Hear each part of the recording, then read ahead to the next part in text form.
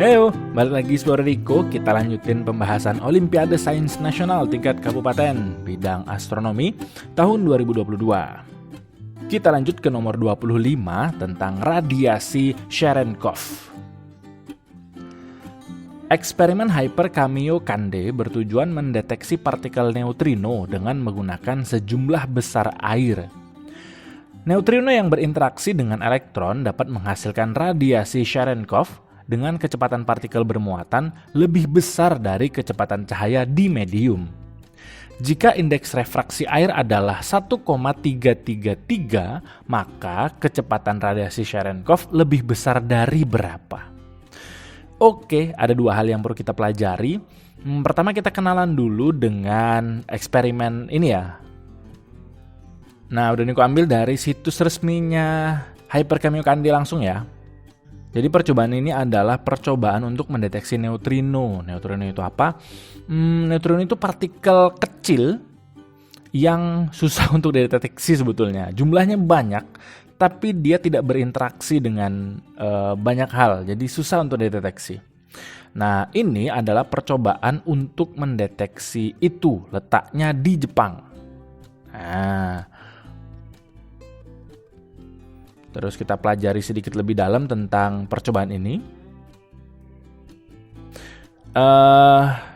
Percobaannya kayak gini. Ini gede sekali, ketinggiannya 71 meter, diameternya adalah 68 meter, terletak di bawah tanah. Terus kalau mau lihat detektornya, modelnya seperti ini. Ada yang kuning-kuning ini di sepanjang dindingnya. Kalau kita mau lihat gambarnya model kayak gini ya. Nah, ini sensornya. Kayak gini ukurannya. Terus dalamnya tuh model kayak gini. Oke. Terus yang kedua kita pelajari tentang radiasi Cherenkov itu sendiri. Untuk kali ini udah Niko ambil sumber dari International Atomic Energy Agency, IAEA. IAEA. Apa sih itu? Nah, di sini udah ada nih penjelasannya bahwa Cherenkov radiation is a form of energy that we can perceive as a blue glow emitted when the electrically charged particles that compose atoms, i.e. electrons and protons, are moving, ini kuncinya, at a speed faster than that of light in a specific medium. Jadi simpelnya, Cherenkov radiation ini, radiasinya Cherenkov ini adalah radiasi yang terjadi ketika partikel bermuatan itu bergerak melebihi kecepatan cahaya ketika berada di medium itu. Nah, misal nih yang cobaan Hyper Kamiokande tadi kan menggunakan air nih.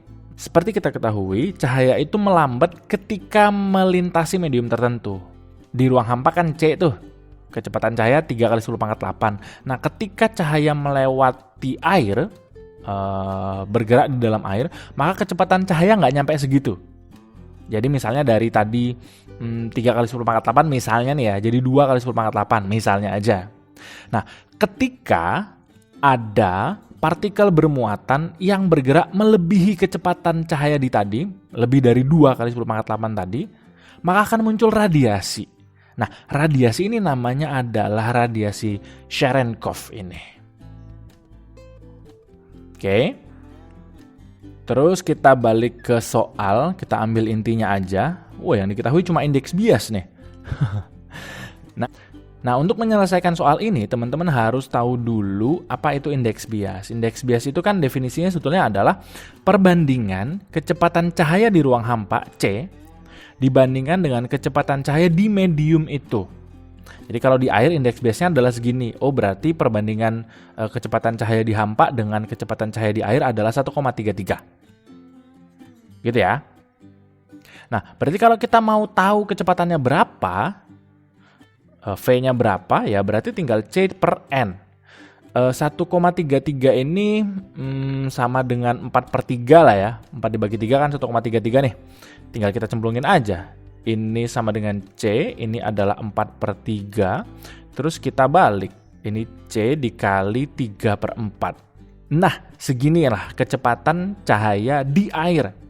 Nah, radiasi Cherenkov tadi terjadi ketika lebih dari ini. Oh iya, ini 3/4 adalah 0,75 ya, 0,75 C.